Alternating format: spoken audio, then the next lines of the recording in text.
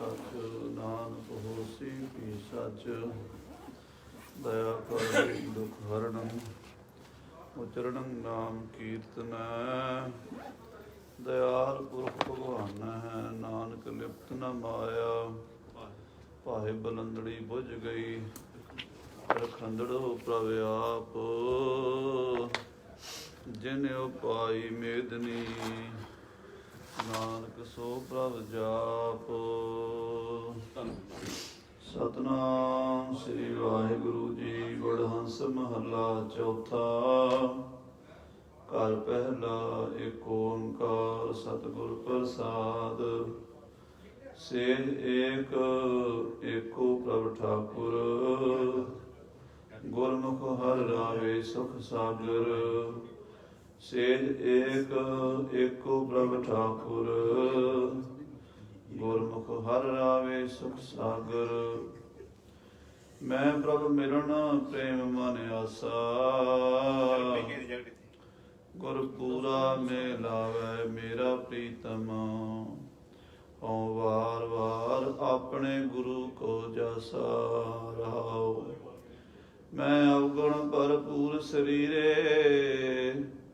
हों क्यों कर मिला अपने प्रीतम पूरे जिन गुणवंती मेरा प्रीतम पाया से मैं गुण नाही हों क्यों मिला मेरी माया हों कर कर थाका उपाव बहु तेरे नानक गरीब राखो हर मेरे हों कर कर थाका उपाव बहु तेरे नानक गरीब राखो हर मेरे वाहिगुरु जी का खालसा वाहिगुरु जी की फतेह। परम सन्मान जो गुरु खालसा साध संगत जी गरीब नवाज अंतरजामी सच्चे पातशाह ਸਾਹਿਬ ਸ੍ਰੀ ਗੁਰੂ ਗ੍ਰੰਥ ਸਾਹਿਬ ਜੀ ਦੇ ਪਵਿੱਤਰ ਪਾਵਨ ਚਰਨ ਕਮਲਾਂ ਵਿਖੇ ਅੰਮ੍ਰਿਤ ਵੇਲੇ ਦਾ ਦੀਵਾਨ ਸਜਿਆ ਹੈ। ਗਰੀਬ ਨਵਾਜ ਸਤਿਗੁਰੂ ਜੀ ਨੇ ਸਾਡੇ ਤੇ ਬੜਾ ਤਰਸ ਖਾਧਾ ਜੋ ਸਾਨੂੰ ਆਪਣੇ ਚਰਨਾਂ 'ਚ ਸੱਜ ਲਿਆ ਹੈ। ਆਵੋ ਸਿੱਖ ਸਤਿਗੁਰੂ ਕੇ ਪਿਆਰੇ ਹੋ ਗਾਵੋ ਸੱਚੀ ਬਾਣੀ ਬਾਣੀ ਤਾਂ ਗਾਵੋ ਗੁਰੂ ਕੇਰੀ ਬਾਣੀਆਂ ਸਿਰ ਬਾਣੀ।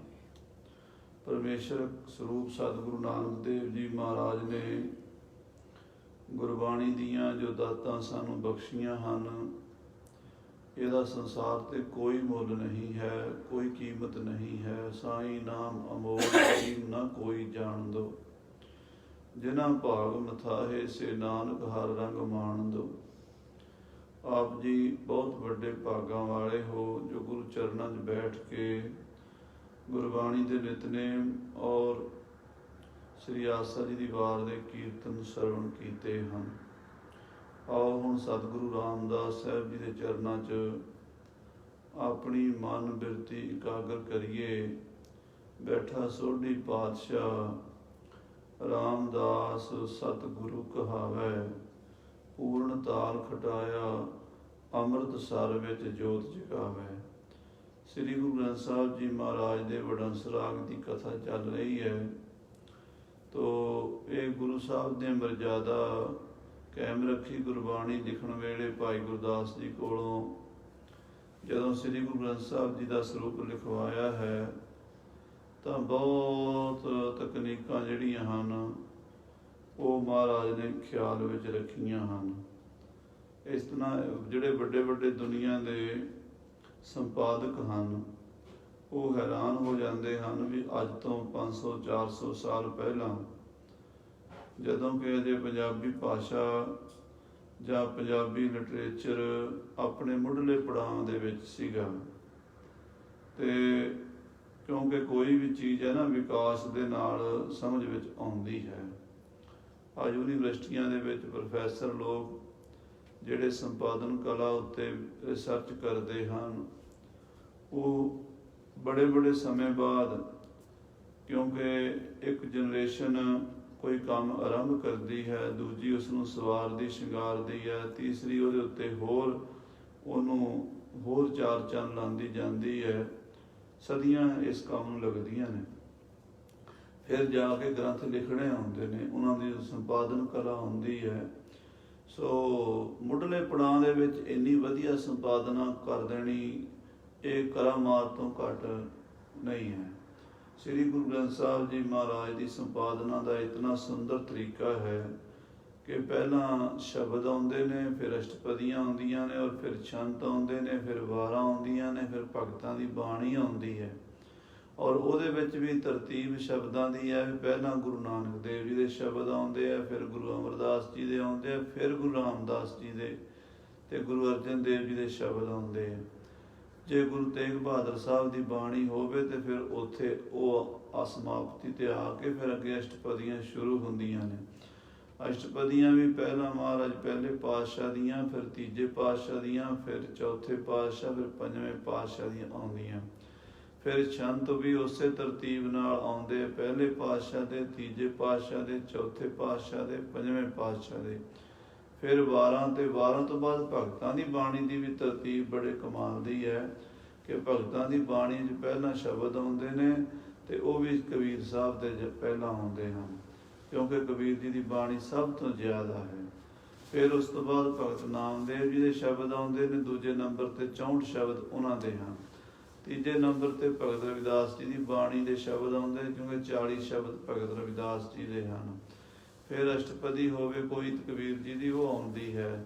ਜਾਂ ਕੋਈ ਬਾਣੀ ਲੰਮੀ ਹੋਵੇ, ਜਿਵੇਂ ਥਿੱਤੀ ਗੌੜੀ ਭਗਤ ਕਬੀਰ ਜੀ ਨੇ ਜੋ ਲਿਖਿਆ ਹੈ, ਵਾਰ ਲਿਖੇ ਹਨ, ਜਾਂ ਇਸ ਤਰ੍ਹਾਂ ਦੀਆਂ ਬਾਣੀਆਂ ਬੜੇ ਤਰਤੀਬ ਦੇ ਨਾਲ ਸ੍ਰੀ ਗੁਰੂ ਗ੍ਰੰਥ ਸਾਹਿਬ ਦੀ ਸਾਰੀ ਸੰਪਾਦਨਾ ਕੀਤੀ ਗਈ ਹੈ।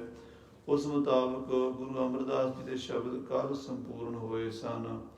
ਅੱਜ ਚੌਥੇ ਪਾਤਸ਼ਾਹ ਸਤਿਗੁਰੂ ਰਾਮਦਾਸ ਜੀ ਦੀ ਬਾਣੀ ਆਰੰਭ ਹੋ ਰਹੀ ਹੈ। ਮਨ ਬਿਰਤੀਆਂ ਸਤਿਗੁਰੂ ਜੀ ਦੇ ਚਰਨਾਂ ਵਿੱਚ ਇਕਾਗਰ ਕਰੀਏ, ਪਿਆਰ ਨਾਲ ਆਖੀਏ ਸਤਿਨਾਮ ਸ੍ਰੀ ਵਾਹਿਗੁਰੂ ਸਾਹਿਬ ਜੀ, ਸਤਿਨਾਮ ਵਾਹਿਗੁਰੂ ਸਾਹਿਬ ਜੀ। ਵਡਹੰਸ ਮਹੱਲਾ ਚੌਥਾ, ਘਰ ਪਹਿਲਾ। ਵਡਹੰਸ ਰਾਗ ਵਿੱਚ ਮਹਾਰਾਜ ਸਾਹਿਬ ਚੌਥੇ ਪਾਤਸ਼ਾਹ ਜੀ ਸ਼ਬਦ ਉਚਾਰਨ ਕਰ ਰਹੇ ਨੇ। ਪਹਿਲੇ ਘਰ ਵਿੱਚ ਗਾਣ ਦਾ ਇਸ਼ਾਰਾ ਰਾਗੀ ਸਿੰਘਾਂ ਵਾਸਤੇ ਹੈ। ਇੱਕ ਓੰਕਾਰ ਸਤਿਗੁਰ ਪ੍ਰਸਾਦ, ਇੱਕ ਵਾਹਿਗੁਰੂ ਅਦਤੀ, ਜੋ 2 3 4 ਨਹੀਂ, ਦੋਮ ਨਾ ਸੇਮ 100 ਭਾਈ। ਦੋਮ ਕਹਿੰਦੇ ਨੇ 2 ਨੂੰ, ਸੇਮ ਕਹਿੰਦੇ 3 ਨੂੰ। ਮੁਸਲਮਾਨ ਵੀਰ ਜਿਹੜੇ ਹਨ ਜਾਂ ਯਹੂਦੀ ਈਸਾਈ ਪੱਛਮੀ ਮੱਤ ਵਾਲੇ, ਉਹ 2 ਦੀ ਕਲਪਨਾ ਕਰ ਬੈਠੇ ਹਨ। ਇੱਕ ਤਾਂ ਖੁਦਾ ਹੈ, ਅੱਲਾ ਹੈ, ਤੇ ਦੂਸਰਾ ਸ਼ੈਤਾਨ ਹੈ। ਉਹ ਕਹਿੰਦੇ ਆ ਵੀ ਜਿਹੜਾ ਕੰਮ ਕਹਿੰਦਾ ਖੁਦਾ ਬੰਦੇ ਨੂੰ ਕਰਨ ਵਾਸਤੇ, ਸ਼ੈਤਾਨ ਬੰਦੇ ਨੂੰ ਕਹਿੰਦਾ ਤੂੰ ਨਾ ਕਰੀ।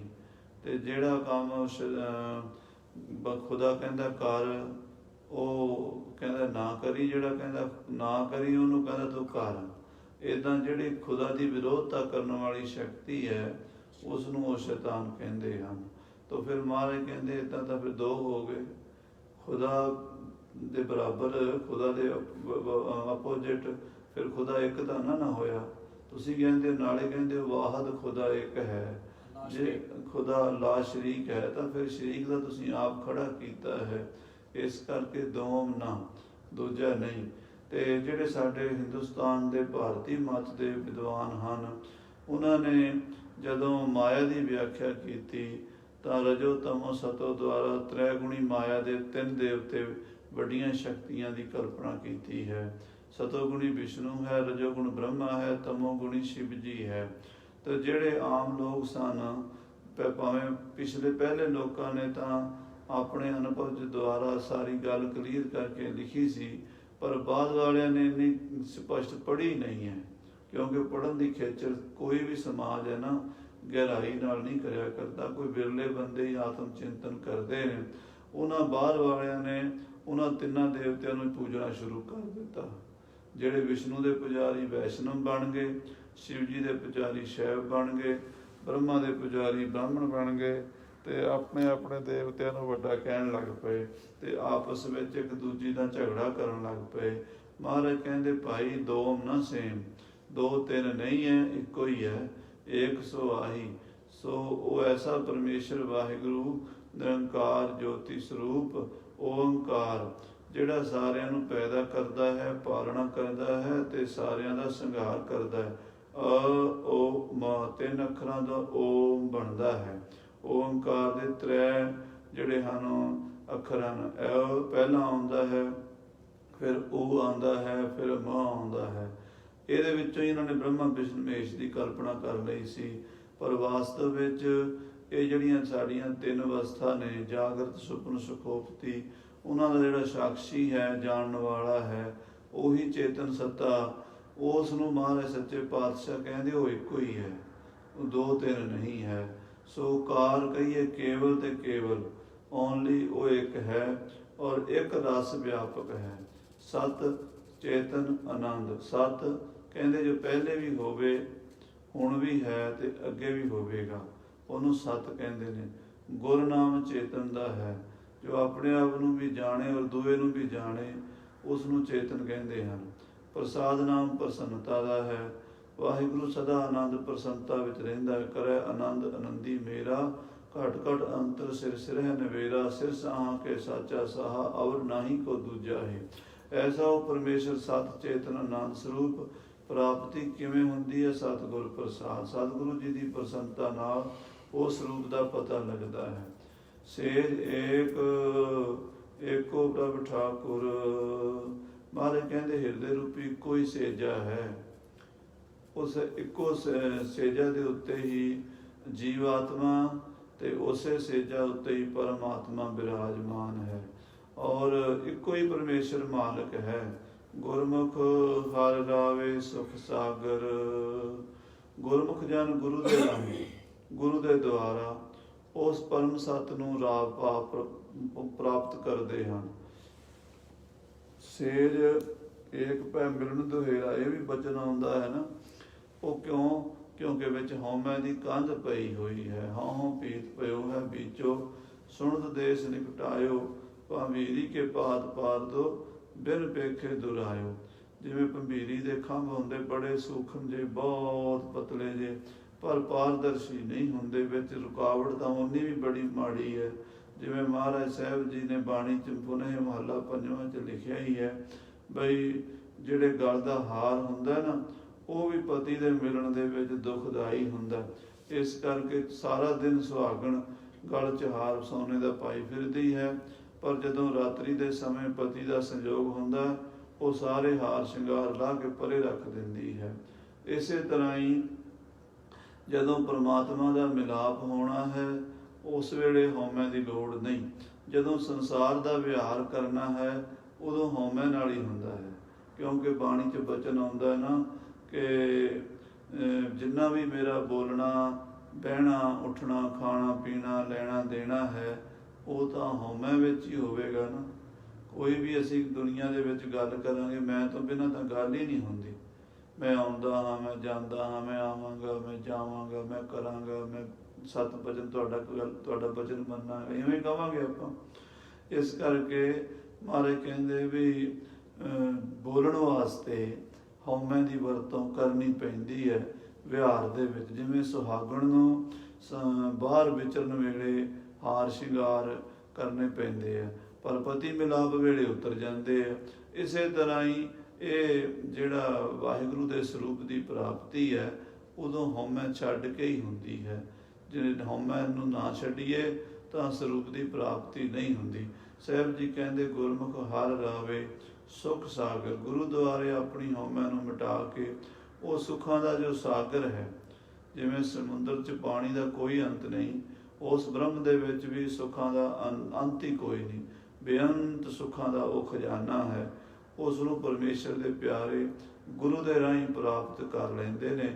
ਇੱਕੋ ਸੇਜ ਤੇ ਮੇਲ ਹੋ ਜਾਂਦਾ ਹੈ। ਮੈਂ ਪ੍ਰਭ ਮਿਲਣ ਪ੍ਰੇਮ ਮਨ ਆਸਾ। ਸਤਿਗੁਰੂ ਰਾਮਦਾਸ ਸਾਹਿਬ ਜੀ ਮਹਾਰਾਜ ਕਹਿੰਦੇ ਮੇਰੇ ਮਨ ਵਿੱਚ ਵਾਹਿਗੁਰੂ ਨੂੰ ਮਿਲਣ ਦੀ ਆਸ ਹੈ, ਮੇਰੇ ਮਨ ਵਿੱਚ ਪ੍ਰਭੂ ਨੂੰ ਮਿਲਣ ਦਾ ਪ੍ਰੇਮ ਹੈ, ਮੇਰੇ ਮਨ ਦੇ ਵਿੱਚ ਉਸ ਵਾਹਿਗੁਰੂ ਪਰਮੇਸ਼ਰ ਤਾਂਘ ਹੈ। ਕਿੱਦਾਂ ਉਸ ਪਰਮੇਸ਼ਰ ਦੀ ਪ੍ਰਾਪਤੀ ਹੋਵੇਗੀ? ਤਾਂ ਅੱਗੇ ਦੱਸਦੇ ਨੇ, ਗੁਰ ਪੂਰਾ ਮਿਲਾਵੈ ਮੇਰਾ ਪ੍ਰੀਤਮ, ਹਉ ਵਾਰ ਵਾਰ ਆਪਣੇ ਗੁਰੂ ਕੋ ਜਾਸਾ। ਮੇਰੇ ਸਤਿਗੁਰੂ ਮਹਾਰਾਜ ਸ੍ਰੀ ਗੁਰੂ ਨਾਨਕ ਦੇਵ ਜੀ ਪੂਰੇ ਸਤਿਗੁਰੂ ਮੈਨੂੰ ਉਸ ਪਰਮਾਤਮਾ ਨਾਲ, ਉਸ ਵਾਹਿਗੁਰੂ ਨਾਲ ਮਿਲਾ ਸਕਦੇ ਹਨ। ਮੈਂ ਆਪਣੇ ਸਤਿਗੁਰੂ ਤੋਂ ਵਾਰ-ਵਾਰ ਕੁਰਬਾਨ ਜਾਵਾਂ, ਬਾਰੇ ਜਾਵਾਂ। ਬਲਿਹਾਰੀ ਗੁਰ ਆਪਣੇ ਦਿਵਹਾੜੀ ਸਦਵਾਰ, ਜਿਨ ਮਾਨਸ ਤੇ ਦੇਵਤੇ ਕੀਏ ਕਰਤ ਨ ਲਾਗੀ ਵਾਰ। ਗੁਰ ਜੈਸਾ ਨਾਹੀ ਕੋ ਦੇਵ, ਗੁਰੂ ਵਰਗਾ ਕੋਈ ਦੇਵਤਾ ਨਹੀਂ ਮੰਨਿਆ। ਸਾਰੇ ਦੇਵੀ ਦੇਵਤੇ ਗੁਰੂ ਤੋਂ ਥੱਲੇ ਹਨ, ਗੁਰੂ ਉੱਚਾ ਹੈ। ਉਹ ਕਿਵੇਂ ਹੈ? ਕਿਉਂਕਿ ਜਿੰਨੇ ਵੀ ਦੇਵੀ ਦੇਵਤਿਆਂ ਦਾ ਅਨੁਭਵੀ ਗਿਆਨ ਹੈ ਉਹ ਵੀ ਗੁਰੂ ਤੋਂ ਹੀ ਹੁੰਦਾ ਹੈ।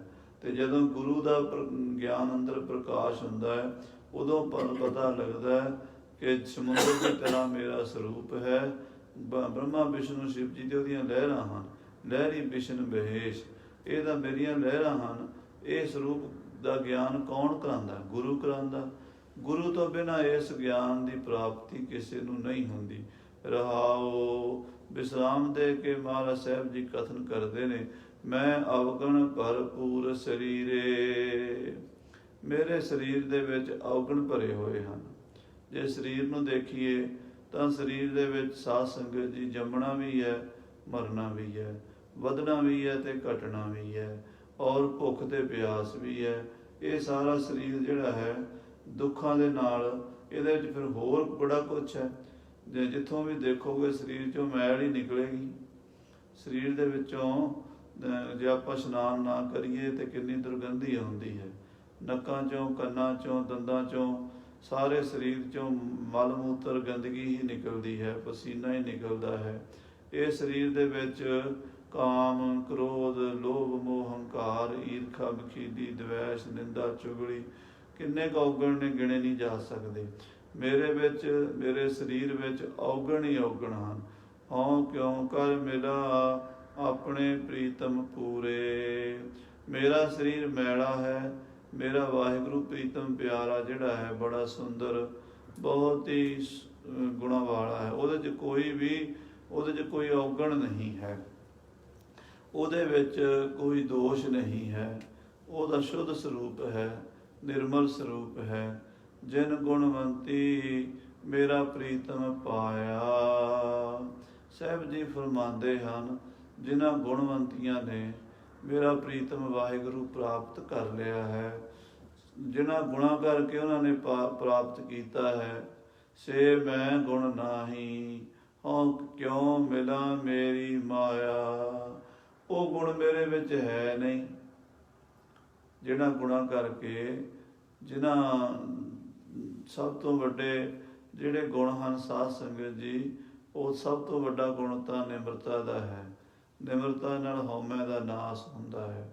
ਬਾਕੀ ਵੀ ਸਤ, ਸੰਤੋਖ, ਦਇਆ, ਧਰਮ, ਧੀਰਜ, ਜਪ, ਤਪ, ਜਿੰਨੇ ਵੀ ਚੰਗੇ ਕੰਮ ਹਨ ਉਹ ਸਾਰੇ ਉਦੋਂ ਹੀ ਆਉਂਦੇ ਜਦੋਂ ਮਨ ਨੀਵਾਂ ਹੋਵੇ।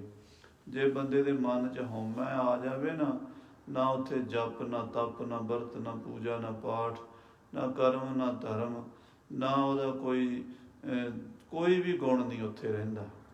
ਇਸ ਕਰਕੇ ਮਹਾਰਾਜ ਸੱਚੇ ਪਾਤਸ਼ਾਹ ਜੀ ਨੇ, ਕੱਲ੍ਹ ਵੀ ਆਪਾਂ ਕਥਾ ਸੁਣੀ ਸੀ, ਹਉਮੈ ਨਾਮੈ ਨਾਲ ਵਿਰੋਧ ਹੈ। ਪਰਮੇਸ਼ਰ ਦੇ ਨਾਮ ਨਾਲ ਹਉਮੈ ਦਾ ਵਿਰੋਧ ਹੈ। ਸ਼ੁਭ ਗੁਣਾਂ ਨਾਲ ਵੀ ਵਿਰੋਧ ਹੈ। ਜਿੰਨੇ ਮਰਜ਼ੀ ਕਿਸੇ ਬੰਦੇ 'ਚ ਗੁਣ ਹੋਣ, ਜਪੀ ਤਪੀ ਤੇ ਹੋਰ ਸਾਰੇ ਜਿੰਨੇ ਵੀ, ਪਰ ਜਦੋਂ ਮੈਂ ਆ ਜਾਂਦੀ ਹੈ ਉਹ ਸਾਰੇ ਗੁਣ ਉੱਥੋਂ ਅਲੋਪ ਹੋ ਜਾਂਦੇ ਨੇ। ਕਿਉਂਕਿ ਜਿੱਥੇ ਮੈਂ ਆਉਂਦੀ ਹੈ ਉੱਥੇ ਕਾਮ ਆਉਂਦਾ ਹੈ, ਉੱਥੇ ਕ੍ਰੋਧ ਆਉਂਦਾ ਹੈ, ਉੱਥੇ ਲੋਭ ਆਉਂਦਾ ਹੈ। ਜਦੋਂ ਲੋਭ ਆ ਜਾਂਦਾ ਹੈ, ਮਹਾਰਾਜ ਨੇ ਲਿਖਿਆ, ਸਭ ਜੈਸੇ ਬੜੇ ਗੁਣ ਲੋਭ ਤੇ ਜਾਤ ਪਰਾਈ। ਸਤਿਗੁਰੂ ਕਲਗੀਧਰ ਪਾਤਸ਼ਾਹ ਮਹਾਰਾਜ ਸ੍ਰੀ ਗੁਰੂ ਗੋਬਿੰਦ ਸਿੰਘ ਸਾਹਿਬ ਜੀ ਦੇ ਉਚਾਰਨ ਕੀਤੇ ਹੋਏ ਇਹ ਬਚਨ ਹਨ ਚੰਡੀ ਚਰਿੱਤਰ ਦੇ ਵਿੱਚ, ਵੀ ਜੈਸੇ ਵੱਡੇ ਵੱਡੇ ਗੁਣ ਲੋਭ ਤੇ ਜਾਤ ਪਰਾਈ। ਲੋਭ ਦੇ ਨਾਲ ਦੌੜ ਜਾਂਦੇ, ਪਰਾਈ ਮੈਨੇ ਭੱਜ ਜਾਂਦੇ। ਜਿਵੇਂ ਕੋਈ ਬੰਦਾ ਲਾਲਚੀ ਬਣ ਗਿਆ, ਭਾਵੇਂ ਉਹ ਕਿੱਡਾ ਵੀ ਸੀ, ਗੰਗੂ ਪੰਡਤ ਬਾਹਮਣ ਸੀ, ਪਰ ਲਾਲਚ ਵਿੱਚ ਆ ਗਿਆ, ਸਾਹਿਬਜ਼ਾਦੇ ਸ਼ਹੀਦ ਕਰਾਤੇ, ਮਾਇਆ ਦੇ ਲਾਲਚ ਸਾਰੇ ਗੁਣ ਤੇ ਚਲੇ ਗਏ। ਹੋਰ ਵੀ ਬੜੀਆਂ ਦੁਨੀਆ ਤੇ ਮਿਸਾਲਾਂ ਹਨ। ਕਾਮੀ, ਕ੍ਰੋਧੀ, ਲੋਭੀ ਆਦਿਕ ਜਿਹੜੇ ਲੋਕ ਹਨ, ਉਹਨਾਂ ਵਿੱਚੋਂ ਗੁਣ ਹੌਲੇ ਸਭ ਖਿਸਕ ਜਾਂਦੇ ਹਨ। ਹਉਮੈ ਕਰਕੇ ਸਾਰੇ ਗੁਣਾਂ ਦਾ ਨਾਸ ਹੁੰਦਾ ਹੈ। ਤੇ ਮਹਾਰਾਜ ਸੱਚੇ ਪਾਤਸ਼ਾਹ ਕਹਿੰਦੇ ਮੇਰੇ 'ਚੋਂ ਗੁਣ ਹੀ ਨਹੀਂ ਹਨ। ਹਉ ਕਿਉਂ ਮਿਲਾ ਮੇਰੀ ਮਾਇਆ, ਹੇ ਮੇਰੀ ਅੰਮਾ, ਹੇ ਮੇਰੀ ਮਾਂ। ਇੱਥੇ ਮਾਂ ਸਤਿਗੁਰੂ ਨੂੰ ਕਿਹਾ ਹੈ, ਕਿਉਂਕਿ ਜਿਵੇਂ ਕਿ ਇਸਤਰੀ ਆਪਣਾ ਦੁੱਖ ਸੁੱਖ ਵਾਧਾ ਘਾਟਾ, ਆਪਣੇ ਮਨ ਦੀ ਪਰੇਸ਼ਾਨੀ, ਆਪਣੇ ਸਹੁਰੇ ਘਰ ਦੀਆਂ ਦਿੱਕਤਾਂ ਜਾਂ ਆਪਣੇ ਪਤੀ ਨੂੰ ਮਿਲਣ ਦੇ ਵਿੱਚ ਜਿਹੜੀਆਂ ਵੀ ਰੁਕਾਵਟਾਂ ਨੇ, ਉਹਦੀ ਜਿਹੜੀ ਗੱਲਬਾਤ ਹੈ ਆਪਣੀ ਮਾਂ ਨਾਲ ਸਾਂਝੀ ਕਰਦੀ ਹੈ। ਇਸੇ ਤਰ੍ਹਾਂ ਇਹ ਜਗਿਆਸੂ ਜਿਹੜਾ ਹੈ ਪਰਮਾਤਮਾ ਨੂੰ ਮਿਲਣ ਵਾਲਾ, ਇਹ ਵੀ ਆਪਣੇ ਪ੍ਰੀਤਮ ਪਰਮਾਤਮਾ ਨਾਲ ਮਿਲਣ ਦੇ ਵਿੱਚ ਜਿਹੜੀਆਂ ਰੁਕਾਵਟਾਂ ਆਉਂਦੀਆਂ ਗੁਰੂ ਨਾਲ ਹੀ ਗੱਲ ਕਰ। ਸੋ ਮੈਂ ਸਤਿਗੁਰੂ ਜੀ ਨਾਲ ਹੀ ਗੱਲ ਕਰੀਏ ਵੀ ਮੇਰੇ ਸਤਿਗੁਰੂ ਜੀ ਮੈਂ ਕਿਵੇਂ ਮਿਲਾਂ। ਹਉ ਕਰ ਕਰ ਥਾਕਾ ਉਪਾਵ ਬਹੁ ਤੇਰੇ। ਮੈਂ ਬੜੇ ਉਪਰਾਲੇ ਕਰ ਕਰਕੇ ਥੱਕ ਗਏ, ਬੜੇ ਉਪਾਅ ਕੀਤੇ, ਬੜੇ ਯਤਨ ਕੀਤੇ, ਪਾਠ ਪੜ੍ਹਿਓ ਅਰ ਵੇਦ ਵਿਚਾਰਿਓ, ਨਿਵਲ ਭੁਯੰਗਮ ਸਾਧੇ, ਪੰਜ ਜਨਾ ਸਿਉ ਸੰਗ ਨਾ ਛੁਟਕਿਓ, ਅਦਗ ਅਹੰ ਬੁੱਧ ਬਾਧੇ। ਪਿਆਰੇ ਇਨ ਬਿਦ ਮਿਲਣ ਨਾ ਜਾਈ, ਮੈਂ ਕੀਏ ਕਰਮ ਅਨੇਕਾ, ਹਾਰ ਭਰਿਓ ਸੁਆਮੀ ਕੇ ਦੁਆਰੇ, ਦੀਜੈ ਬੁੱਧ ਵਿਵੇਕਾ। ਸੋ ਸੱਚੇ ਪਾਤਸ਼ਾਹ ਜੀ ਮਹਾਰਾਜ ਕਹਿੰਦੇ ਉਪਾਅ ਕਰ ਕਰਕੇ ਨਾ ਹਾਰ ਗਏ, ਥੱਕ ਗਏ। ਨਾਨਕ ਗਰੀਬ ਰਾਖੋ ਹਰ ਮੇਰੇ। ਹੇ ਮੇਰੇ ਵਾਹਿਗੁਰੂ ਜੀ, ਮੈਂ ਗਰੀਬ ਤੇਰੀ ਸ਼ਰਨ ਵਿੱਚ ਹਾਂ। ਜਦੋਂ ਕੋਈ ਬੰਦਾ ਮਹਾਰਾਜ ਪਰਮੇਸ਼ਰ ਦੇ ਅੱਗੇ ਸਰੈਂਡਰ ਕਰੇ, ਮਹਾਰਾਜ ਜੀ ਮੈਨੂੰ ਕੁਛ ਨਹੀਂ ਆਉਂਦਾ, ਨਾ ਮੈਂ ਜਪ ਕੀਤਾ, ਨਾ ਮੈਂ ਤਪ ਕੀਤਾ, ਜਪ ਤਪ ਸੰਜਮ ਧਰਮ ਨਾ ਕਮਾਇਆ, ਸੇਵਾ ਸਾਧ ਨਾ ਜਾਣਿਆ ਹਰ ਰਾਇਆ, ਕਉ ਨਾਨਕ ਹਮ ਨੀਚ ਕਰਮਾ, ਸ਼ਰਨ ਪਰੇ ਕੀ ਰਾਖੋ ਸ਼ਰਮਾ। ਮਹਾਰਾਜ ਸਾਡੇ ਤਾਂ ਕੰਮ ਬੜੇ ਹੀ ਨੀਚ ਹਨ, ਨੀਚਾਂ ਤੋਂ ਵੀ ਨੀਚ ਹਨ। ਸਾਡੇ ਤੋਂ ਨੀਚ ਕੋਈ ਵੀ ਨਹੀਂ ਹੈ, ਸਭ ਤੋਂ ਨੀਚ ਅਸੀਂ ਹਾਂ। ਜਦੋਂ ਇੱਦਾਂ ਦੀ ਬਿਰਤੀ ਕਰਕੇ ਸਰੈਂਡਰ ਕਰੇ ਵਾਹਿਗੁਰੂ ਦੇ ਅੱਗੇ, ਮਨੋਂ ਇਹ ਭਾਵ ਬਣ ਜਾਵੇ ਵੀ ਮੇਰੇ 'ਚ ਕੋਈ ਵੀ ਗੁਣ ਨਹੀਂ ਹੈ ਤੇ ਮਹਾਰਾਜ ਮੈਨੂੰ ਆਪਣੀ ਸ਼ਰਨ ਵਿੱਚ ਰੱਖੋ। ਨਾਨਕ ਗਰੀਬ ਰਾਖੋ ਹਰ ਮੇਰੇ। ਹੇ ਮੇਰੇ ਪ੍ਰਭੂ ਜੀ, ਮੈਨੂੰ ਰੱਖ ਲਓ ਆਪਣੀ ਸ਼ਰਨ ਵਿੱਚ। ਤਾਂ ਮਹਾਰਾਜ ਕਿਰਪਾ ਕਰਦੇ ਹਨ। ਵਡਹੰਸ ਮਹੱਲਾ ਚੌਥਾ। ਅਗਲਾ ਸ਼ਬਦ ਵੀ ਸਤਿਗੁਰੂ ਰਾਮਦਾਸ ਸਾਹਿਬ ਜੀ ਮਹਾਰਾਜ ਇਸੇ ਭਾਵ ਦਾ ਹੀ ਉਚਾਰਨ ਕੀਤਾ ਹੈ। ਮੇਰਾ ਹਰ ਪ੍ਰਭ ਸੁੰਦਰ, ਮੈਂ ਸਾਰ ਨਾ ਜਾਣੀ। ਮੇਰਾ ਹਰੀ ਪ੍ਰਭੂ, ਮੇਰਾ ਵਾਹਿਗੁਰੂ ਬੜਾ ਹੀ ਸੋਹਣਾ ਹੈ, ਬੜਾ ਹੀ ਸੁੰਦਰ ਹੈ ਤੇ ਮੈਂ ਉਹਦੀ ਸਾਰ ਨਹੀਂ ਜਾਣ ਸਕੀ। ਮੈਨੂੰ ਉਸ ਪ੍ਰੀਤਮ ਦੀ ਕੋਈ ਖਬਰ ਨਹੀਂ ਹੈ। ਉਹ ਇੰਨਾ ਪਰਮੇਸ਼ਰ ਸੋਹਣਾ, ਕਈ ਵਾਰੀ ਘਰ 'ਚ ਕੋਈ ਚੀਜ਼ ਬੜੀ ਕੀਮਤੀ ਪਈ ਹੁੰਦੀ ਹੈ ਪਰ ਸਾਨੂੰ ਉਹਦੀ ਸਾਰ ਨਹੀਂ ਹੁੰਦੀ, ਕਦਰ ਨਹੀਂ ਹੁੰਦੀ। ਤੇ ਜਦੋਂ ਕੋਈ ਬੰਦਾ ਆ ਕੇ ਦੱਸਦਾ ਹੈ, ਉਹ ਕਹਿੰਦਾ ਇੰਨੀ ਮਹਿੰਗੀ ਚੀਜ਼ ਤੁਸੀਂ ਐਵੇਂ ਸੁੱਟੀ ਹੋਈ ਹੈ, ਫਿਰ ਪਤਾ ਲੱਗਦਾ ਹੈ ਇਹਦੀ ਇਹ ਵੈਲਿਊ ਹੈ। ਕਈ ਵਾਰੀ ਆਪਣੇ ਘਰਾਂ 'ਚ ਆਮ ਤੌਰ 'ਤੇ ਮੈਂ ਦੇਖਿਆ ਪੰਜਾਬ ਵਿੱਚ ਸਾਡੇ ਆਲੇ ਦੁਆਲੇ ਜੜੀਆਂ ਬੂਟੀਆਂ ਬੜੀਆਂ ਕੀਮਤੀ ਲੱਗੀਆਂ ਹੁੰਦੀਆਂ ਤੇ ਜਿਹੜੇ ਸਿਆਣੇ ਵੈਦ ਹੁੰਦੇ ਉਹਨਾਂ ਨੂੰ ਪਤਾ ਹੁੰਦਾ, ਜੇ ਉਹ ਦੱਸ ਦਿੰਦੇ ਕਹਿੰਦੇ ਆਹ ਤਾਂ ਬੜੀ ਕੰਮ ਦੀ ਚੀਜ਼ ਹੈ ਭਾਈ, ਕਹਿੰਦੇ ਸਾਡੇ ਤਾਂ ਐਵੇਂ ਹੀ ਲੱਗੀ ਹੈ। ਡਾਕਟਰ ਗੰਡਾ ਸਿੰਘ ਜੀ ਪੰਜਾਬੀ ਯੂਨੀਵਰਸਿਟੀ 'ਚ ਬੜੇ ਵਿਦਵਾਨ ਹੋਏ, ਉਹਨਾਂ ਨੇ ਸਿੱਖ ਹਿਸਟਰੀ 'ਤੇ ਕਾਫੀ ਕੰਮ ਕੀਤਾ ਹੈ। ਉਹ ਰੋਪੜ ਦੇ ਲਾਗੇ ਇੱਕ ਕਿਸੇ ਘਰ ਗਏ ਬੈਠੇ ਸੀਗੇ ਪਿੰਡਾਂ ਦੇ ਵਿੱਚ ਜਿਵੇਂ ਹੁੰਦਾ, ਤੇ ਉੱਥੇ ਇੱਕ ਮੁੰਡਾ ਛੋਟਾ ਜਿਹਾ ਬੱਚਾ 2-2.5 ਸਾਲ ਦਾ ਹੱਥ ਵਿੱਚ ਪਾਟਾ ਜਿਹਾ ਕਾਗਜ਼ ਲੈ ਕੇ ਖੇਡੀ ਜਾਵੇ। ਡਾਕਟਰ ਸਾਹਿਬ ਦੀ ਆਦਤ ਸੀਗੀ, ਆਮ ਤੌਰ 'ਤੇ ਵਿਦਵਾਨਾਂ ਦੀ ਆਦਤ ਹੁੰਦੀ ਹੈ ਵੀ ਕੋਈ ਟੁਕੜਾ ਕਾਗਜ਼ ਦਾ ਕਿਤੇ ਪਿਆ ਹੋਵੇ ਚੁੱਕ ਕੇ ਪੜ੍ਹਨ ਲੱਗ ਜਾਂਦੇ। ਪੜ੍ਹਨ ਵਾਲੇ ਬੰਦੇ ਨੂੰ ਹਰ ਵੇਲੇ ਪੜ੍ਹਨ ਦੀ ਆਦਤ ਹੁੰਦੀ। ਉਹ ਕਾਗਜ਼ ਫੜ ਕੇ ਉਹਦੇ ਮੁੰਡੇ ਦੇ ਹੱਥੋਂ ਪੜ੍ਹਨ ਲੱਗ ਪਏ। ਉਹ ਪੜ੍ਹਦਿਆਂ ਕਹਿੰਦੇ ਇਹਦੇ ਨਾਲ ਦੇ ਬੀਬੀ ਕਾਗਜ਼ ਹੋਰ ਵੀ ਨੇ। ਉਹ ਕਹਿੰਦੀ ਬਾਬਾ ਜੀ ਇੱਥੇ ਨਾ ਸਾਡੇ ਘਰ ਬੜੇ ਪਏ ਸੀ, ਸਾਰੇ ਨਾ ਅਸੀਂ ਗਾਚਣੀ ਪਾ ਕੇ ਨਾ ਤੇ ਬੋਈਏ ਬਣਾ ਕੇ ਉਹ ਸਾਰੇ ਅਸੀਂ ਜਿਹੜੇ ਉਹ ਕਾਗਜ਼ ਅਸੀਂ ਉਹ ਜਿਹੜੀਆਂ ਪਿੰਡਾਂ 'ਚ ਨਾ ਗਾਚਣੀ ਪਾ ਕੇ ਕਾਗਜ਼ਾਂ ਨੂੰ ਮਿੱਧ ਗੁੰਨ ਕੇ ਤੇ ਇੱਕ ਬਾਟਾ ਜਿਹਾ ਬਣਾ ਲੈਂਦੇ ਸੀ, ਉਹਨੂੰ ਬੋਈਆ ਕਹਿੰਦੇ ਸਾਡੇ ਉੱਥੇ ਪੁਆਧ ਦੇ ਵਿੱਚ। ਗਾਚਣੀ ਜਿਹੜੀ ਫੱਟੀ ਪੋਚਣ ਵਾਲੀ ਹੁੰਦੀ ਸੀ ਨਾ, ਉਹਨੂੰ ਗਿੱਲਾ ਕਰਕੇ ਤੇ ਉਹਦੇ ਵਿੱਚ ਕਾਗਜ਼ਾਂ ਨੂੰ ਗੁੰਨ ਕੇ ਤੇ ਉਹ ਫਿਰ ਉਸਨੂੰ ਬਣਾ ਕੇ ਸੁਕਾ ਕੇ ਰੋਟੀਆਂ ਪਾਉਣ ਵਾਸਤੇ ਬਣਾ ਲੈਂਦੇ ਸੀ। ਅੱਜ ਤੇ ਬੋਈਏ ਬਣਾ ਛੱਡੇ। ਕਾਗਜ਼ ਤਾਂ ਸਾਡੇ ਘਰ ਥੱਬਾ ਪਿਆ ਸੀ, ਕਹਿੰਦੇ ਇੱਥੇ ਤੂੜੀ ਵਾਲੇ ਅੰਦਰ ਪਿਆ ਹੁੰਦਾ ਸੀਗਾ, ਪਤਾ ਨਹੀਂ ਕਦੋਂ ਦਾ ਪਿਆ ਸੀ। ਡਾਕਟਰ ਸਾਹਿਬ ਨੇ ਮੱਥੇ ਤੇ ਹੱਥ ਮਾਰਿਆ, ਕਹਿੰਦੇ ਇਹ ਉਹ ਕਾਗਜ਼ ਸੀਗੇ ਜਿਹੜੇ ਮਹਾਰਾਜਾ ਰਣਜੀਤ ਸਿੰਘ ਦੀ ਅੰਗਰੇਜ਼ ਦਾ ਨਾਲ ਇੱਥੇ 1809 ਦੀ ਸੰਧੀ ਹੋਈ ਸੀ ਨਾ ਰੋਪੜ, ਤੇ ਉਹਦੀ ਸੰਧੀ ਦੇ ਸਾਰੇ ਕਾਗਜ਼ ਸੀਗੇ। ਉਹ ਪਤਾ ਨਹੀਂ ਕਿਵੇਂ ਉਸ ਘਰ 'ਚ ਪਏ ਹੋਣਗੇ ਬਜ਼ੁਰਗਾਂ ਦੇ ਸਮੇਂ ਦੇ, ਕੋਈ ਕਿਤੇ ਉੱਦਾਂ ਹੀ ਉਹ ਖਰਾਬ ਹੋ ਗਏ। ਇੱਦਾਂ ਜਦੋਂ ਪਤਾ ਨਾ ਹੋਵੇ ਤੇ ਘਰ 'ਚ ਬੜੀ ਬੜੀ ਮਹਿੰਗੀ ਚੀਜ਼ ਜਿਹੜੀ ਹੈ ਨਾ ਉਹਦੀ ਬੇਕਦਰੀ ਹੋ ਜਾਂਦੀ ਹੈ। ਕਹਿੰਦੇ ਸਭ ਤੋਂ ਸੋਹਣਾ ਵਾਹਿਗੁਰੂ ਸਾਡੇ ਕੋਲ ਸੀਗਾ, ਸਾਡੇ ਅੰਦਰ ਸੀਗਾ, ਜਿਹਦੇ ਕਰਕੇ ਅਸੀਂ ਤੁਰਦੇ ਫਿਰਦੇ ਹੱਸਦੇ ਖੇਡਦੇ ਜੀਂਦੇ ਸੀਗੇ, ਉਹਦੀ ਅਸੀਂ ਸਾਰੀ ਨਹੀਂ ਜਾਣੀ। ਹਉ ਹਰ ਪ੍ਰਭ ਛੋੜ ਦੂਜਾ ਲੋਭਾਣੀ, ਮੈਂ ਹਰੀ ਪ੍ਰਭੂ ਵਾਹਿਗੁਰੂ ਨੂੰ ਛੱਡ ਕੇ ਆ ਦੂਜੇ ਮਾਇਆ ਦੇ ਪਦਾਰਥਾਂ ਦੇ ਪਿੱਛੇ ਲੁਭਾਏਮਾਨ ਹੋ ਗਈ। ਮੈਂ ਆਪਣੇ ਸਰੀਰ ਨੂੰ, ਆਪਣੀਆਂ ਇੰਦਰੀਆਂ ਨੂੰ, ਆਪਣੇ ਪਦਾਰਥਾਂ ਨੂੰ, ਆਪਣੇ ਸੰਬੰਧਾਂ ਨੂੰ, ਰਿਸ਼ਤੇਦਾਰਾਂ ਨੂੰ ਹੀ ਵੇਖਦੀ ਰਹਿ ਗਈ। ਮੈਂ ਆਪਣੇ ਪ੍ਰਭੂ ਨੂੰ ਨਹੀਂ ਪਾ ਸਕੀ, ਆਪਣੇ ਅੰਦਰ ਝਾਤੀ ਨਹੀਂ ਮਾਰ ਸਕੀ। ਹਉ ਕਿਉਂ ਕਰ ਫਿਰ ਕੋ ਮਿਲੋਂ ਇਹ ਆਣੀ, ਮੈਂ ਅਣਜਾਣ ਹਾਂ, ਮੈਨੂੰ ਪਤਾ ਨਹੀਂ ਮੈਂ ਆਪਣੇ ਪਤੀ ਪ੍ਰਮਾਤਮਾ ਵਾਹਿਗੁਰੂ ਨੂੰ ਕਿਸ ਤਰ੍ਹਾਂ ਮਿਲਾਂ। ਜੋ ਪਿਰ ਭਾਵੈ ਸਾ ਸੁਹਾਗਣ ਸਾਈ, ਜੋ ਪਿਰ ਭਾਵੈ ਸਾ ਸੁਹਾਗਣ ਸਾਈ, ਪਿਰ ਸਾਈ ਪਿਰ ਕੋ ਮਿਲੈ ਸਿਆਣੀ, ਜੋ ਪਿਰ ਭਾਵੈ ਸਾ ਸੁਹਾਗਣ ਸਾਈ, ਪਿਰ ਕੋ ਮਿਲੈ ਸਿਆਣੀ। ਮਹਾਰਾਜ ਕਹਿੰਦੇ ਜੋ ਪਿਰ ਭਾਵੈ, ਜੋ ਪਿਰ ਪਤੀ ਪ੍ਰਮਾਤਮਾ ਨੂੰ ਪਾਉਂਦੀ ਹੈ ਉਹੀ ਸੁਹਾਗਣ ਹੈ, ਤੇ ਸਾਈ ਮੈਨੇ ਉਹੀ ਪਿਰ ਕੋ ਮਿਲੈ ਸਿਆਣੀ, ਉਹੀ ਆਪਣੇ ਪਤੀ ਪ੍ਰਮਾਤਮਾ ਨੂੰ ਮਿਲਦੀ ਹੈ, ਉਹੀ ਸਿਆਣੀ ਬਣਦੀ ਹੈ। ਰਹਾਓ ਮੈਂ ਵਿੱਚ ਦੋਸ਼ ਹਉ ਕਿਉਂ ਕਰ ਪਿਰ ਪਾਵਾ, ਮੇਰੇ 'ਚ ਦੋਸ਼ ਹਨ, ਬੜੇ ਭਾਰੀ ਦੋਸ਼ ਹਨ, ਮੈਂ ਕਿਵੇਂ ਆਪਣੇ ਵਾਹਿਗੁਰੂ ਪਰਮੇਸ਼ਰ ਨੂੰ ਪਾਵਾਂ। ਤੇਰੇ ਅਨੇਕ ਪਿਆਰੇ ਹਉ ਪਿਰ ਚਿਤ ਨ ਆਵਾ, ਇਹ ਵਾਹਿਗੁਰੂ ਤੇਰੇ ਦੇ ਪਿਆਰੇ ਅਨੇਕਾਂ ਹੀ ਹਨ, ਕੋਈ ਅੰਤ ਹੀ ਨਹੀਂ, ਤੇਰੇ ਪਿਆਰਿਆਂ ਦਾ ਅੰਤ ਹੀ ਨਹੀਂ, ਬੇਅੰਤ ਤੇਰੇ ਪਿਆਰੇ, ਅਸੰਖ ਜਪ ਅਸੰਖ ਭਾਓ, ਅਸੰਖ ਪੂਜਾ ਅਸੰਖ ਤਪ ਤਾਓ, ਅਸੰਖ ਗ੍ਰੰਥ ਮੁਖ ਵੇਦ ਪਾਠ, ਅਸੰਖ ਜੋਗ ਬਨ ਰਹਿ ਹੈ ਉਦਾਸ, ਅਸੰਖ ਭਗਤ ਗੁਣ ਗਿਆਨ ਵਿਚਾਰ, ਅਸੰਖ ਸਤੀ ਅਸੰਖ ਦਾਤਾਰ, ਅਸੰਖ ਸੂਰ ਮੋਹ ਭਖਸਾਰ, ਅਸੰਖ ਮੋਹਨ ਲਿਵਲਾਏ ਤਾਰ। ਤੇਰੇ ਪਿਆਰਿਆਂ ਦਾ ਕੋਈ ਅੰਤ ਹੀ ਨਹੀਂ, ਕੋਈ ਅੰਤ ਨਹੀਂ, ਤੇਰੇ ਅਨੇਕ ਪਿਆਰੇ ਹਉ ਪਿਰ ਚਿਤ ਨ ਆਵਾਂ। ਮੈਂ ਪਤੀ ਜੀ ਤੇਰੇ ਚੇਤੇ ਕਿੱਥੇ ਆਉਣ ਵਾਲੀ ਆ, ਮੇਰੇ ਵਰਗੀ ਕਰੂਪ ਰੂਪਹੀਣ ਬੁੱਧ ਬਲਹੀਣੀ ਮੈਨੂੰ ਕੌਣ ਜਾਣਦਾ ਹੈ।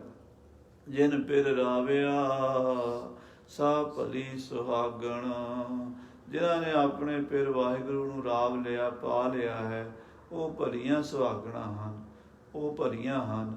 ਸੇ ਮੈਂ ਗੁਣ ਨਾਹੀ ਹਉ ਕਿਆ ਕਰੀ ਦੁਹਾਗਣ, ਉਹ ਮੇਰੇ 'ਚ ਗੁਣ ਨਹੀਂ ਜਿਨ੍ਹਾਂ ਗੁਣਾਂ ਕਰਕੇ ਸੁਹਾਗਣਾਂ ਨੇ ਪਾਇਆ ਹੈ। ਮਿੱਠਾ ਬੋਲਣਾ, ਨਿਮ ਚੱਲਣਾ, ਜਿਹੜੇ ਉਹ ਗੁਣ ਨੇ ਉਹ ਮੇਰੇ 'ਚ ਹੈ ਨਹੀਂ। ਮੈਂ ਕਿਵੇਂ ਉਹਨਾਂ ਨੂੰ ਪਰਮਾਤਮਾ ਨੂੰ ਵਾਹਿਗੁਰੂ ਨੂੰ ਪਾਵਾਂਗੀ। ਮੈਂ ਤਾਂ ਦੁਹਾਗਣ ਹਾਂ, ਦਵੈਤ ਦੀ ਅਗਨੀ ਵਿੱਚ ਸੜ ਰਹੀ ਹਾਂ, ਦੂਜੇ ਭਾਵ 'ਚ ਫਸੀ ਹੋਈਆਂ ਨੂੰ ਦੁਹਾਗਣ ਕਹਿੰਦੇ ਆ। ਨਿਤ ਸੁਹਾਗਣ ਸਦਾ ਪਿਰ ਰਾਵੈ, ਸੁਹਾਗਣਾ ਨਿਤ ਹੀ ਆਪਣੇ ਪਿਰ ਨੂੰ ਵਾਹਿਗੁਰੂ ਨੂੰ ਲਾਉਂਦੀਆਂ ਨੇ, ਇਸ ਕਰਕੇ ਸਦਾ ਹੀ ਸੁਹਾਗਣਾ ਰਹਿੰਦੀਆਂ ਨੇ। ਮੈਂ ਕਰਮਹੀਣ ਕਬ ਹੀ ਗਲ ਲਾਵੈ, ਮੈਨੂੰ ਕਰਮਹੀਣੀ ਨੂੰ ਕਦੀ ਵਾਹਿਗੁਰੂ ਗਲ ਨਾ ਲਾਂਦਾ। ਕਦੋਂ ਕਿਰਪਾ ਕਰਦਾ, ਤੂੰ ਪਿਰ ਗੁਣਵੰਤਾ ਹਉ ਔਗਣਿਆਰਾ। ਹੇ ਵਾਹਿਗੁਰੂ ਤੂੰ ਗੁਣਾਂ ਦਾ ਸਾਗਰ ਹੈ, ਮੈਂ ਔਗਣਾਂ ਦਾ ਹਾਂ। ਤੇਰੇ ਹੈ ਮੇਰੇ ਹੈ ਔਗਣ, ਤੂੰ ਗੁਣ ਸਾਗਰ ਜਾਤ ਰਸਾਤਲ ਓਢ ਤੇ ਹਾਰੀ। ਇਹ ਮਹਾਰਾਜ ਜੀ ਮੇਰੇ 'ਚ ਔਗਣ ਨੇ, ਤੇਰੇ 'ਚ ਗੁਣ ਨੇ, ਇਸ ਕਰਕੇ ਮੈਨੂੰ ਤੇਰੀ ਓਟ ਹੈ। ਮੈਂ ਨਿਰਗੁਣ ਬਖਸ਼ ਨਾਨਕ ਵਿਚਾਰਾ, ਮੈਂ ਨਿਰਗੁਣ ਨੂੰ ਜਿਹਦੇ 'ਚ ਕੋਈ ਗੁਣ ਨਹੀਂ, ਹੇ ਵਾਹਿਗੁਰੂ ਜੀ ਬਖਸ਼ ਲਓ। ਨਾਨਕ ਵਿਚਾਰਾ ਤੇਰੇ ਚਰਨਾਂ 'ਚ ਇਹੀ ਅਰਦਾਸ ਕਰਦਾ। ਇਹ ਬਚਨ ਸਾਹਿਬ ਸ੍ਰੀ ਗੁਰੂ ਰਾਮਦਾਸ ਮਹਾਰਾਜ ਜੀ ਨੇ ਉਚਾਰਨ ਕੀਤੇ ਹਨ, ਆਪ ਜੀ ਨੇ ਸਰਵਣ ਕੀਤੇ। ਸਾਧ ਸੰਗਤ ਜੀ, ਅੱਜ ਬੜੀ ਦੁੱਖ ਦੀ ਖਬਰ ਆਈ ਹੈ। ਜਿਹੜੇ ਪੰਥ ਦੇ ਮਹਾਨ ਕੀਰਤਨੀਏ ਪਰਮ ਸਤਿਕਾਰਯੋਗ ਬਾਬਾ ਰਾਮ ਸਿੰਘ ਜੀ ਸਿੰਘੜੇ ਵਾਲੇ, ਜਿਨ੍ਹਾਂ ਨੇ ਆਪਣੇ ਆਪ ਨੂੰ ਗੋਲੀ ਮਾਰ ਕੇ ਦਿੱਲੀ ਦੇ ਵਿੱਚ ਆਪਣੇ ਆਪ ਨੂੰ ਲੇਖੇ ਲਾ ਦਿੱਤਾ। ਇਸ ਕਿਸਾਨ ਅੰਦੋਲਨ ਦੇ ਵਿੱਚ ਬੜਾ ਵੱਡਾ ਇਹ ਪਾਣਾ ਵਰਤਿਆ ਹੈ। ਕਿਉਂ? ਉਹਨਾਂ ਦੇ ਮਨ ਵਿੱਚ ਜਜ਼ਬਾ ਬਹੁਤ ਜ਼ਿਆਦਾ ਸੀ, ਮਨ ਦੁਖੀ ਬਹੁਤ ਸੀ ਉਹਨਾਂ ਦਾ, ਵੀ ਇੱਦਾਂ ਕਿਉਂ ਹੋ ਰਿਹਾ। ਬੱਚੇ, ਬੀਬੀਆਂ, ਬੁੱਢੇ ਵਿਚਾਰੇ ਉੱਥੇ ਸੜਕਾਂ 'ਤੇ ਰੁਲ ਰਹੇ ਸਨ ਅਤੇ ਉਹਨਾਂ ਕੋਲੋਂ ਬਰਦਾਸ਼ਤ ਹੀ ਨਹੀਂ ਹੋਇਆ। ਅਤੇ ਦੁੱਖ ਜਿਹੜਾ ਹੈ ਹਰ ਇੱਕ ਇਨਸਾਨ ਨੂੰ ਹੁੰਦਾ, ਪਰ ਜਿਹੜਾ ਉਹਨਾਂ ਨੇ ਪਹਿਲੀ ਆਹੂਤੀ ਸਮਝੋ ਇਸ ਜੱਗ 'ਚ ਦੇ ਦਿੱਤੀ ਹੈ ਆਪਣੀ, ਇਹ ਬਾਬਾ ਰਾਮ ਸਿੰਘ ਜੀ। ਸੰਤ ਬਾਬਾ ਰਾਮ ਸਿੰਘ ਜੀ ਜਿਨ੍ਹਾਂ ਦੀ ਥਾਂ 'ਤੇ ਸਨ, ਉਹਨਾਂ ਦੇ ਵੱਡੇ ਬਾਬਾ ਜੰਗ ਸਿੰਘ ਜੀ ਮਹਾਂਪੁਰਸ਼, ਉਹਨਾਂ ਨੇ 1982 ਦੇ ਵਿੱਚ ਜਦੋਂ ਖਾਲਸਾ ਜੀ ਜਿਹੜੇ ਸਿੰਘ ਸ਼ਹੀਦ ਹੋਏ ਸਨ ਨਾ, ਰੇਲਵੇ ਫਾਟਕ ਤਰਨਤਾਰਨ ਸਾਹਿਬ ਜੀ, ਜਿਹੜੇ ਧਰਮ ਯੁੱਧ ਮੋਰਚੇ ਦੇ ਸਿੰਘ, ਉਹ ਬੱਸ ਵਿੱਚ ਲਿਜਾ ਰਹੇ ਸੀ ਅਤੇ ਜਾਣ ਬੁੱਝ ਕੇ ਫਾਟਕ ਖੁੱਲ੍ਹਾ ਛੱਡ ਕੇ ਗੌਰਮੈਂਟ ਨੇ ਅੱਗੇ ਟ੍ਰੇਨ ਦੇ ਅੱਗੇ ਕਰ ਦਿੱਤੀ ਸੀ ਬੱਸ। ਉਹ 35 ਸਿੰਘ ਲਗਭਗ ਉੱਥੇ ਉਹ ਟ੍ਰੇਨ ਥੱਲੇ ਦੇ ਕੇ ਸ਼ਹੀਦ ਕੀਤੇ ਸੀ ਧਰਮ ਯੁੱਧ ਮੋਰਚੇ ਦੇ। ਉਹਨਾਂ ਸ਼ਹੀਦਾਂ ਸਿੰਘਾਂ ਦੀਆਂ ਅਸਥੀਆਂ ਲੈ ਕੇ ਜਦੋਂ ਸੰਗਤਾਂ ਜਾ ਰਹੀਆਂ ਸੀ ਦਿੱਲੀ ਨੂੰ, ਅਤੇ ਕਰਨਾਲ ਤੋਂ ਬਾਬਾ ਜੀ ਲੰਗਰਾਂ ਸਮੇਤ ਨਾਲ ਸ਼ਾਮਲ ਹੋਏ ਸੀ। ਬਾਬਾ ਜੰਗ ਸਿੰਘ ਜੀ ਜਦੋਂ ਉੱਥੇ ਪਹੁੰਚੇ ਅਤੇ ਉਹਨਾਂ ਨੇ CRP ਵਾਲਿਆਂ ਨੇ ਗੋਲੀ ਚਲਾ ਦਿੱਤੀ। ਬਾਬਾ ਜੀ ਕਹਿੰਦੇ ਅਗਨੇਥਿਆਂ 'ਤੇ ਕਿਉਂ ਮਾਰਦੇ ਹੋ, ਮੇਰੀ ਛਾਤੀ 'ਚ ਗੋਲੀ ਮਾਰੋ, ਅਤੇ ਬਾਬਾ ਜੀ ਛਾਤੀ 'ਚ ਗੋਲੀ ਮਾਰ ਖਾ ਕੇ ਸ਼ਹੀਦ ਹੋਏ ਸਨ। ਅੱਜ ਉਹਨਾਂ ਦੇ ਜਾਨਸ਼ੀਨ ਸਨ ਬਾਬਾ ਰਾਮ ਸਿੰਘ ਜੀ ਸਿੰਘੜੇ ਵਾਲੇ, ਉਹ ਵੀ ਉੱਥੇ ਦਿੱਲੀ ਦੇ ਵਿੱਚ ਜਿੱਥੇ ਉਹਨਾਂ ਦੇ ਵੱਡੇ ਸ਼ਹੀਦ ਹੋਏ ਸਨ, ਉੱਥੇ ਉਹ ਵੀ ਆਪਣੀ ਜਾਨ ਦੇ ਗਏ ਨੇ। ਸੋ ਬਾਬਾ ਰਾਮ ਸਿੰਘ ਜੀ, ਮੈਂ ਤਾਂ ਉਹਨਾਂ ਨੂੰ ਲਗਭਗ 25-30 ਸਾਲ ਤੋਂ ਨਾਲ ਰਹਿ ਕੇ ਦੇਖਿਆ ਹੈ ਕਿ ਭਜਨ ਦੀ ਮੂਰਤੀ ਸਨ। ਕੀਰਤਨ ਇੰਨਾ ਸੁਰੀਲਾ ਕਰਦੇ ਸਨ, ਬਈ ਕਿਆ ਬਾਤ ਹੈ। ਗੁਰੂ ਕੇ ਕੀਰਤਨੀਏ ਅਤੇ ਪ੍ਰੇਮੀ ਪੰਥ ਦੇ, ਬਾਣੀ ਦੇ ਅਤੇ ਬਾਣੇ ਦੇ ਧਾਰਨੀ ਸਨ, ਅਤੇ ਮਨ ਨੀਵਾਂ ਅਤੇ ਮੱਤ ਉੱਚੀ ਸੀਗੀ। ਦੇਖੋ ਦੁਨੀਆ ਦੇ ਵਿੱਚ ਕਿਸੇ ਦੇ ਵੀ ਖਿਆਲ ਪੂਰੇ ਕਿਸੇ ਨਾਲ ਰਲਣ ਨਾ ਰਲਣ, ਪਰ ਜਿਹੜੀ ਆ ਉਹਨਾਂ ਨੇ ਕੁਰਬਾਨੀ ਕੀਤੀ ਹੈ, ਇਸ ਨੂੰ ਸਾਨੂੰ ਨਹੀਂ ਭੁਲਾਉਣਾ ਚਾਹੀਦਾ। ਕਿਉਂਕਿ ਕਿਸੇ ਪ੍ਰਕਾਰ ਦੀ ਵੀ ਬੇਲੋੜੀ ਆਲੋਚਨਾ ਕਰਨ ਦੀ ਥਾਂ 'ਤੇ ਇਸ ਗੱਲ ਨੂੰ ਸਮਝੋ ਵੀ ਇੱਕ ਆਪਣੀ ਜਾਨ ਦੇਣੀ ਬੜੀ ਔਖੀ ਗੱਲ ਹੈ। ਉਹ ਵੀ ਇਸ ਮੋਰਚੇ ਨੂੰ ਉਹਨਾਂ ਨੇ ਸਮਰਪਿਤ ਹੋ ਕੇ ਦਿੱਤੀ ਹੈ ਅਤੇ ਨੋਟਿਸ ਲਿਖ ਕੇ ਗਏ ਨੇ, ਕਹਿੰਦੇ ਮੇਰੇ ਤੋਂ ਬਰਦਾਸ਼ਤ ਨਹੀਂ ਹੋਇਆ ਅਤੇ ਮੈਂ ਆਪਣਾ ਆਪ ਕੁਰਬਾਨ ਕਰ ਰਿਹਾ ਹਾਂ ਇੱਥੇ। ਸੋ ਬਾਬਾ ਰਾਮ ਸਿੰਘ ਜੀ ਨੂੰ ਨਮਸਕਾਰ ਹੈ, ਉਹਨਾਂ ਸ਼ਹੀਦਾਂ ਨੂੰ। ਅਤੇ ਆਪਾਂ ਸਾਰੇ ਜਿੱਥੇ ਵੀ ਬੈਠੇ ਹਾਂ ਸੰਸਾਰ ਭਰ ਵਿੱਚ, ਅੱਜ ਇਹਦੀ ਆਵਾਜ਼ ਉਠਾਓ। ਇਹ ਨਾ ਹੋਵੇ ਵੀ ਅਸੀਂ ਕਿਸੇ ਬੇਲੋੜੀ ਆਲੋਚਨਾ 'ਚ ਪਈਏ, ਕਿਉਂਕਿ ਸਮੇਂ ਨਾਲ ਵੱਖਰੇ ਵੱਖਰੇ ਹਥਿਆਰ ਹੁੰਦੇ ਨੇ, ਕੁਰਬਾਨੀ ਦੇ ਵੀ ਵੱਖਰੇ ਵੱਖਰੇ ਤਰੀਕੇ ਵੀ ਹੁੰਦੇ ਨੇ। ਸਮੇਂ ਨਾਲ ਹੁੰਦਾ, ਕੋਈ ਜੰਗ ਦੇ ਮੈਦਾਨ 'ਚ ਖੰਡੇ ਬਾਹ ਕੇ ਸ਼ਹੀਦ ਹੁੰਦਾ, ਕੋਈ ਬੰਦ ਕਟਾ ਕੇ ਸ਼ਹੀਦ ਹੁੰਦਾ, ਕੋਈ ਕਿਸੇ ਤਰ੍ਹਾਂ ਆਪਣਾ ਆਪ ਦਾਨ ਕਰਦਾ। ਜਿਵੇਂ ਜਥੇਦਾਰ ਦਰਸ਼ਨ ਸਿੰਘ ਫੇਰੂਮਾਨ ਨੇ ਵੀ ਉਸ ਵੇਲੇ, ਇੰਦਰਾ ਗਾਂਧੀ ਕਹਿੰਦੀ ਸੀ ਉਹ ਸਿੱਖ ਨਹੀਂ ਰਹੇ, ਉਹ ਨਹੀਂ ਰਹੇ ਜੋ ਪਹਿਲੇ ਉੱਤੇ ਥੇ, ਕਿਉਂਕਿ ਕੁਝ ਸਾਡੇ ਲੀਡਰ ਜਿਹੜੇ ਸੀ ਨਾ, ਉਹ ਵਰਨ ਵਰਤ ਲਾ ਕੇ ਉੱਠ ਜਾਂਦੇ ਹੁੰਦੇ ਸੀਗੇ, ਫਤਿਹ ਸਿੰਘ ਵਰਗੇ ਅਤੇ ਤਾਰਾ ਸਿੰਘ ਵਰਗੇ। ਪਰ ਉਹ ਜਿਹੜਾ ਸੀ ਆਪਣਾ ਦਰਸ਼ਨ ਸਿੰਘ, ਉਹਨੇ ਆਪਣੇ 73 ਦਿਨ ਕੜਾਕਾ ਕੱਟਿਆ ਸੀਗਾ ਅਤੇ 73ਵੇਂ ਦਿਨ ਉਹਨੇ ਫਿਰ ਉਹ ਸ਼ਹੀਦੀ ਪਾ ਗਿਆ ਸੀ। ਸੋ ਅੱਜ ਬਾਬਾ ਰਾਮ ਸਿੰਘ ਜੀ ਸਾਥੋਂ ਚਲੇ ਗਏ ਨੇ, ਅਤੇ ਗੁਰੂ ਦੇ ਚਰਨਾਂ 'ਚ ਮਹਾਰਾਜ ਅਰਦਾਸ ਕਰੀਏ ਉਹਨਾਂ ਦੀ ਆਤਮਾ ਮਹਾਰਾਜ ਸੱਚੇ ਪਾਤਸ਼ਾਹ ਦੇ ਚਰਨਾਂ 'ਚ ਨਿਵਾਸ ਪਾਵੇ, ਅਤੇ ਆਹ ਜਿਹੜਾ ਜ਼ੁਲਮ ਦਾ ਹਨੇਰੀ ਵਗੀ ਹੋਈ ਹੈ ਨਾ, ਇਹਨੂੰ ਬਾਬਾ ਠੱਲ ਪਾਵੇ। ਕਿਉਂਕਿ ਕਈ ਤਰ੍ਹਾਂ ਦੀਆਂ ਖਬਰਾਂ ਆ ਰਹੀਆਂ ਵੀ ਫੋਰਸਾਂ ਲਾਤੀਆਂ, ਫੌਜਾਂ ਲਾਤੀਆਂ, ਅਤੇ ਬੜੀਆਂ ਜੰਗੀ ਤਿਆਰੀਆਂ ਕਰ ਰਹੇ ਨੇ। ਉੱਧਰੋਂ ਇੱਕ ਉਹ ਜਿਹੜੇ ਆ ਕੱਛਾਧਾਰੀ ਨੇ, ਉਹ ਵੀ ਡਾਂਗਾਂ ਚੁੱਕੀ ਫਿਰਦੇ ਆ ਬਈ ਅਸੀਂ ਉੱਥੇ ਪਤਾ ਨਹੀਂ ਕੀ ਕਰ ਦਿਆਂਗੇ। ਇੱਕ ਜਨਾਨੀ ਬੋਲੀ ਜਾਂਦੀ ਸੀ ਕੱਲ੍ਹ, ਕਹਿੰਦੀ ਮੈਂ ਕਰ ਦਿਆਂਗੀ, ਉਹ ਕਰ ਦਿਆਂਗੀ। ਪਰ ਮਹਾਰਾਜ ਸ਼ਾਂਤੀ ਰੱਖੇ, ਸੁੱਖ ਰੱਖੇ, ਕਿਉਂਕਿ ਸਾਡਾ ਮਕਸਦ ਇਸ ਵੇਲੇ ਲੜਾਈ ਝਗੜੇ ਦਾ ਨਹੀਂ ਹੈ। ਸਾਡਾ ਸਾਰਿਆਂ ਦਾ ਮਕਸਦ ਪੰਜਾਬ ਦੀ ਜ਼ਮੀਨ ਬਚਾਉਣ ਦਾ, ਦੁਨੀਆ ਦੀ, ਪੂਰੇ ਹਿੰਦੁਸਤਾਨ ਦੇ ਗਰੀਬ ਕਿਸਾਨ ਉਹ ਰੀਸ ਤਾਂ ਕਰਦੇ ਆ ਵੀ ਅਸੀਂ ਅਮਰੀਕਾ ਵਰਗਾ ਸਿਸਟਮ ਬਣਾਉਣਾ ਜੀ, ਉੱਥੇ ਇਹ ਕਰਾਂਗੇ ਉਹ ਕਰਾਂਗੇ, ਪਰ ਉੱਥੇ ਦਾ ਅਤੇ ਇੱਥੋਂ ਦਾ ਬੜਾ ਫਰਕ ਹੈ। ਇੱਥੇ ਕੋਈ ਕਿਸਾਨ ਦੀ ਜ਼ਮੀਨ ਦਾ ਕੋਈ ਨੁਕਸਾਨ ਹੋ ਜਾਵੇ, ਸਰਕਾਰ ਮੁਆਵਜ਼ੇ ਦਿੰਦੀ ਹੈ, ਉਹਨਾਂ ਨੂੰ ਇੰਸ਼ੋਰੈਂਸਾਂ ਦਿੰਦੀ ਹੈ, ਬੜਾ ਕੁਝ ਦਿੰਦੀ ਹੈ। ਉਹ ਤਾਂ ਖਾ ਜਾਣਗੇ ਸਾਰਾ ਕੁਝ, ਇੰਸ਼ੋਰੈਂਸਾਂ ਵੀ ਖਾ ਜਾਣਗੇ, ਸਭ ਖਾ ਜਾਣਗੇ। ਸਾਡੀਆਂ ਨੀਤੀਆਂ ਉੱਥੇ ਉਹ ਬਣ ਹੀ ਨਹੀਂ ਸਕਦੀਆਂ। ਉਹ ਵਿਚਾਰੇ ਕਿੱਲਾ 1.5 ਕਿੱਲਾ ਉਹਨਾਂ ਦੀ ਜ਼ਮੀਨਾਂ। ਇੱਥੇ ਇੱਕ ਬੰਦੇ ਕੋਲ 1000 ਕਿੱਲਾ ਜ਼ਮੀਨ ਹੈ, ਮਸ਼ੀਨੀ ਖੇਤੀ ਹੈ। ਸੋ ਇੱਥੋਂ ਦੀ ਰੀਸ ਕਰਨ ਦੇ ਵਿਖਾ ਝਾਂਸੇ ਦੇ ਕੇ ਅਤੇ ਲੋਕਾਂ ਦੇ ਗਰੀਬਾਂ ਦੇ ਪੇਟ 'ਤੇ ਲੱਤ ਮਾਰਨ ਦੀ ਕੋਸ਼ਿਸ਼ ਉਹ ਅਮਾਨੀ ਦੇ ਅਡਾਨੀ ਅਤੇ ਅਹਿਮਦ ਸ਼ਾਹ ਅਬਦਾਲੀ ਦੇ ਚੇਲੇ ਕਰਦੇ ਆ। महाराज मेहर करे, सच्चे पातशाह दया करे भी इन्हां नूं मत दे देवे। नहीं तो जदों कोई बंदा आप दूजे नूं डुबाउंदा नाल आप ही डुबदा है। मकड़ी जाला बुणदी आप ही फस के मर जाती। इंदिरा गांधी ने दूजिਆਂ वास्ते जाल विछाया सीगा, पर उन्होंने ये नहीं सी पता भी इस जाल विच मेरी भी जान जाएगी। सो खालसा जी अरदास करो, दुनिया सारी दे विच बड़ा एक कहर दा समा, खास करके साडे पंजाब वास्ते हिंदुस्तान वास्ते माड़ा समा। महाराज तरस करे, दया करे, रहम करे। एडे बड़े महापुरुष गुरु के कीर्तनी है, इन्ना सुंदर रसीला बाणी का कीर्तन करने वाले धर्म प्रचारक वर्ल्ड पद्धर ते अज साथों विछड़े ने, ते होर भी जाना गई। कल 4 बंदे एक्सीडेंट च मरे ने। एक 22 साल का बच्चा जिहदा कोई एको ही माँ बाप का बच्चा सी, ते 2-2.5 किले जमीन सारी, वो भी बेचारा उत्थे चढ़ाई कर गया। ये कोई छोटी मोटी गल्लां नहीं, पर हाकमां दी नींद पता नहीं कदों खुलेगी। गुरु कृपा करे। फतेह बुलाओ। वाहिगुरू जी का खालसा, वाहिगुरू जी की फतेह। राम कली महाराज।